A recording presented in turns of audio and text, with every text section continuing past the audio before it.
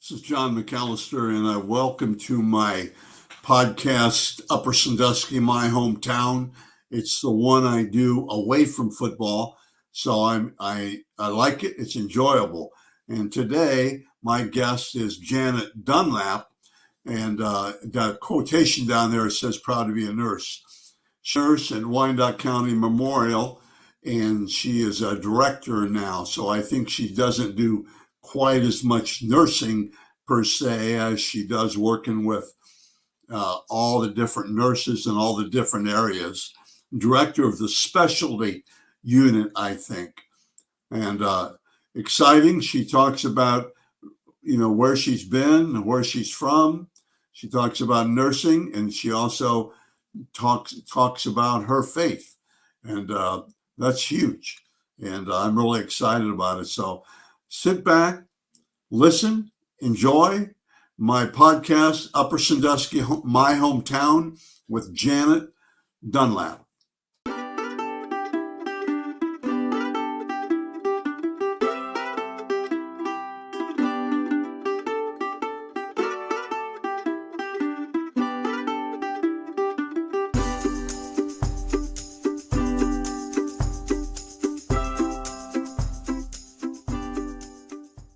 Good afternoon, Janet Dunlap. How are you? I'm great. How are you, John? I'm doing really well. For it's a little nippy outside for me, but other than that, it's okay. The first time I ever saw you, you were in the emergency room, and it was either my mother or my mother-in-law. I can't think which one it was, but you were, and I kept looking at you, and you were doing such a great job. You were you were doing the business, and all serious business. And I just kept thinking, man, I know her. I've met her. I've seen her someplace. And finally I said something to you. I said, where have I seen you? And you go, well, you're the old man that sits in church back there. You didn't say old man, but I'm joking with you. But no, that's how, and then I see you all the time now. So it's really neat.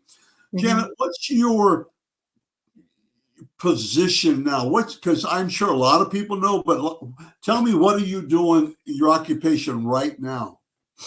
Right now, I am the Director of Specialty Healthcare Services at Wyandot Memorial Hospital. Okay, define specialty care. Specialty care means specialized disease processes. We host over 40 different specialties at our small critical access hospital, which is amazing and complicated. What was it? It's amazing and complicated. It's a complex system. So you're the director? That's correct. Of the nurses, then, right? Yes. I need to give you some applause, because that's really, really a good position. I mean, tough position, but you've worked to get there, I'm sure. Where did it all start? Okay, I think you're a Mohawk person, aren't you?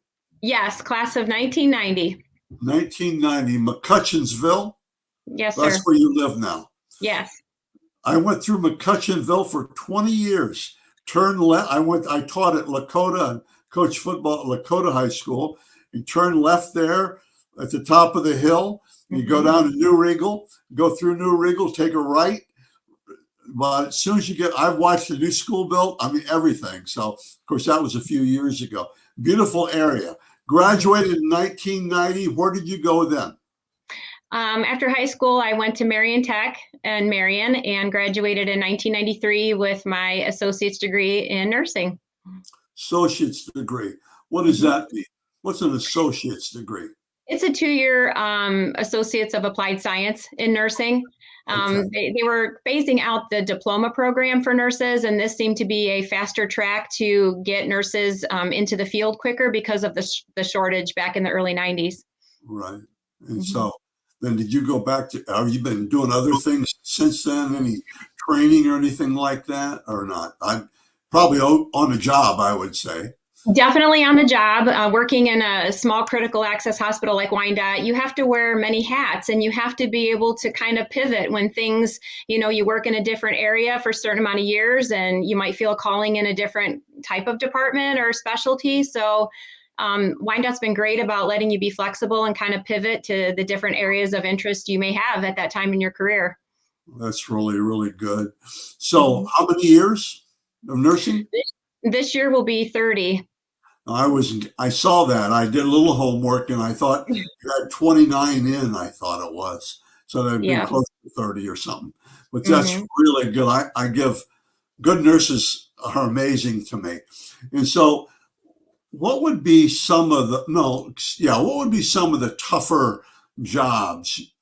We've talked about you're pretty flexible and what would be a couple of the tougher situations or jobs that you've had? I would say at this stage in my career, being a manager director is probably the hardest job I've ever had. Being a nurse, you're very task oriented. You have a certain thing to do, you know what to do, and you execute the plan.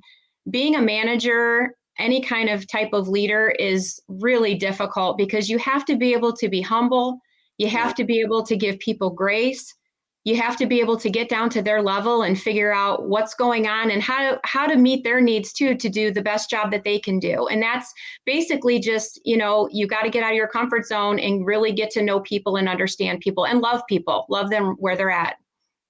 I would think love them and understand them. And it kind of battles it all. But no, that's really good. So now you're getting to be more of a psychologist than anything else, I think. But that's really good. 30 years. What's some of the fun parts of the job? Fun parts of the job are when we can just laugh. We can laugh at our mistakes. We can laugh when things are going well. You meet different people. And I think probably being at Wyandot so long, and I think some of the other nurses that have been there as long as I have, or any of people that work at Wyandot can say, when we can help our community members, it's wonderful that you can do something good for them. You can see them through victories in health with their families, or, I don't want to say it's fun, but just to be there with them when they're going through really hard times too, because we've taken care of people for many, many years. And that's what I think makes our hospitals so darn special, is because we truly do know pretty much everybody that comes through the doors. And that I think is very unique and special. And for real, and I think it's getting where it seems to be having more health problems and health problems. So, people are probably building up that little bit of a window in front of them, kind of. So you have to break that window, or you have to get through that window, and that's really hard to do, I think. Yes. Okay. And we talked about that. So I think rewarding is a good word, and fun and rewarding, and I think enjoyable. I learned the importance of the word joy in the Bible. So, it's up at the top. And so joy, got to put some joy, enjoyable, things like that. That's really huge. Okay. Who is, I guess it would be who are Tucker's Trotters? Oh, Tucker's Trotters. Oh, there we go. Unfortunately, due to COVID, we've had to kind of postpone the Susan G. Komen run. So Tucker's Trotters started back when very dear friend of mine, Mary Tucker, Mary Elizabeth Tucker, she was one of my mentors at the hospital. Wonderful nurse, beautiful person. After she had passed away, she battled breast cancer for a long time, and just she touched my heart dearly. And afterwards, I just wanted to honor her. She passed away August 31st, 2015. And I wanted to honor her in some way. And I knew the Susan G. Komen run was coming up at the end of September. And I thought, let's get together and just see if we can, raise a couple bucks, maybe help somebody in the community, and just honor Mary Tucker in the way she fought so beautifully. And I love to run. So that was kind of a thing that we did. And the hospital kind of joined together, and we got together and honored Mary. Well, I said that's huge. Mary Tucker, I knew her. She was, but I knew her growing up, and she's quite a bit, I don't know, 6 years younger than me, maybe, or so. But and she's got great family, and she was a great person. I think Mary Tucker, was an atypical nurse because you could probably yell at her and she would smile and say, okay, let's, or you could call her, say, boy, Mary, you look bad today. And she'd go, okay, well, that's nice. And she was that kind of person. And so that's Yes. what I remember about her. So is that tied in with the Coleman race for the cure? Is that all tied in together? Because I noticed you were involved in that. Yes. Yes. And so how has COVID affected the race? Well, it shut down the race for the Right. last couple of years. And so we weren't able to get together and do it. But hopefully, as things kind of turn around, maybe we can get that back going again. Because it was fun and it was nice for the family. And it was just kind of a neat way just to get together and kind of, remember Mary. For sure. Then, do they still have it in Columbus then, or is that locally they've shut it down? Is it shut down every place? I can't speak for 100%, but I just know if they weren't having it at Findlay, I'm pretty sure they probably weren't having it in Columbus or anywhere else just yet. Okay. Then, and I don't want to go into detail on this, but how that you can say, where's the COVID situation now in Wyandot County?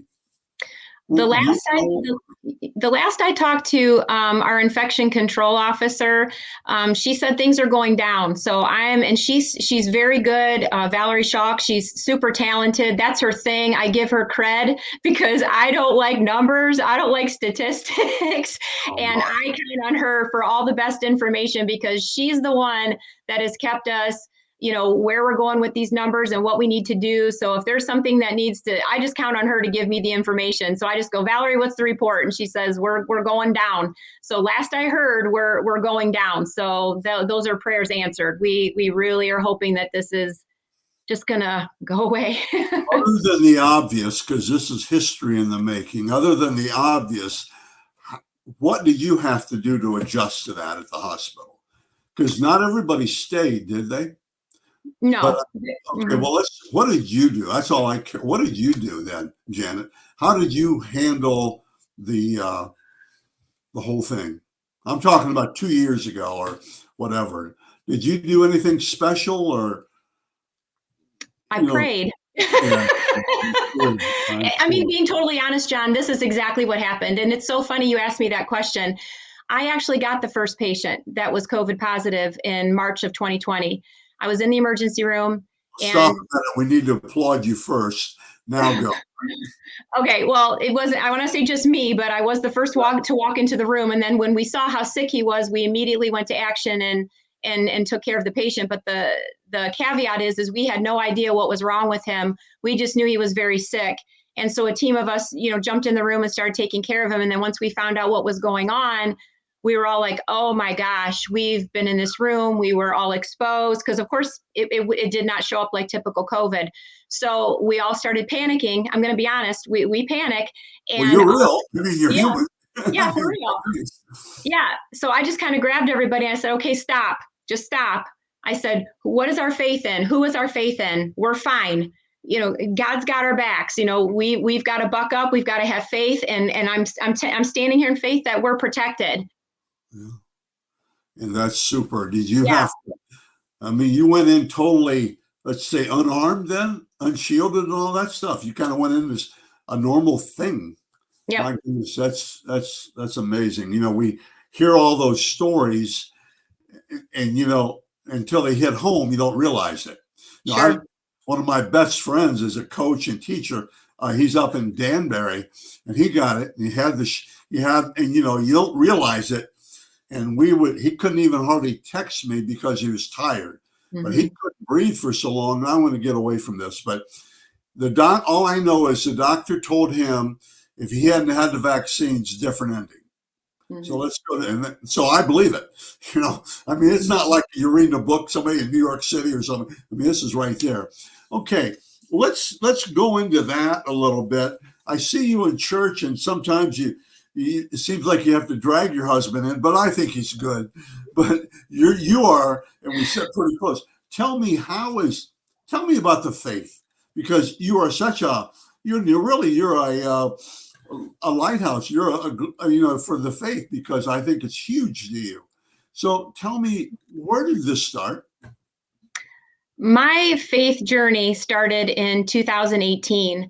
I'd always been brought up in church, but again, I go by the scripture, and this is where God's challenging me in my life at this time. You hear people say, "Well, I believe in Jesus," and I have to challenge them nowadays too. Well, demons believe too.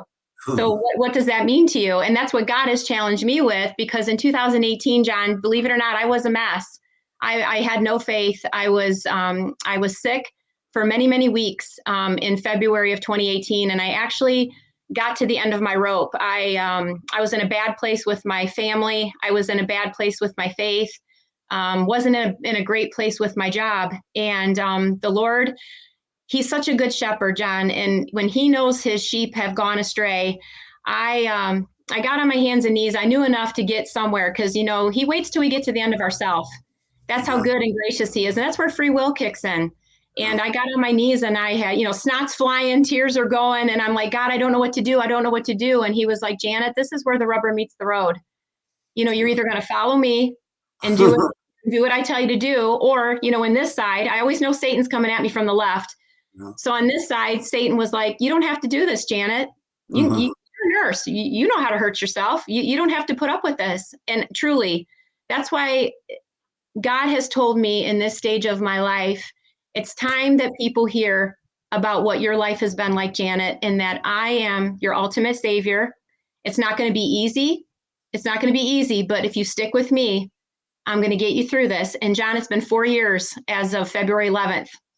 And God has took me on a journey that it would blow your mind. There's so many different stories and things I could tell you, but So, He is faithful, He is good, and He's a good dad. so someday you and I will sit and chat about that, because at 70, I'm 73 now, but at 72, we'll talk sometime, just the two of us over coffee at the new Beacon House. Yes, But at sir. 72, finally said, "Hey man, let's get it on," and that was it. And I can even tell you, I said, "This is it." And so then it's been really, really refreshing to me. It's a little bit like, just like you. I never got to that close to the dead end, or the end of the road, but I've my biggest thing is I finally said, "Hey, it's time." Mm-hmm. You know, it's good. And how does that relate that to your working at the hospital? Obviously, is it a quiet self confidence here? These things, I'm only supposed to go 20 minutes, but we might run. Is it a quiet confidence? I'm a sign whisper guy, but do you see that? Is that what drives you? Then is it a confidence like that? Yes, it's a confidence. It's knowing that His presence is always with me. Yeah. And He had to take me through a lot of battles at the hospital. And that's why my faith in the hospital just kind of go hand in hand, because when God gives you a seed, He says, I'm giving you a seed, Janet, I'm giving you a promise, but you're going to have to go in the dirt. You're going to have to go in the dirt. And not saying the ER is the dirt at all, but I was working in a pretty cushy job in Abby Surfoss's office, amazing nurse practitioner. And I got to thank Ty Shaw, because he's the one that actually started this journey. He doesn't know that yet, but I was in a cushy job. And, he invited me into the Keep talking. You got, yeah. Yeah, that cushy job with Abby was great. But then I worked with her for 5 years, got her going as a new nurse practitioner, which was amazing. And we're still good friends to this day. But after I was in that cushy job, God's like, nope, it's time you need to go back to the emergency room, and you're going to go back to school, and it's going to be hard, and you're going to deal with difficult people, and you're going to have to figure things out. And it was a total, complete dependence on God to do that. I, I'm with you. I'm Yeah. with you. What does Yeah. the future hold now? I mean, you have 30 years in. I'm not guessing how old you are. You got, your empty nest, you and your husband. What's your husband? Ryan? And Ryan's your son, isn't it? Or No, my husband is Todd, and my son is Braden. Braden? Yeah. Oh, he can almost get up and touch the rim, couldn't he, in a basketball? Yes, yeah, he still can. He struggles, but he can. Golf, right? Yes. What's the future for you now? Is it still, you can't be that old, but I think you probably are if you got 30 years in, but you're getting there. But Yep.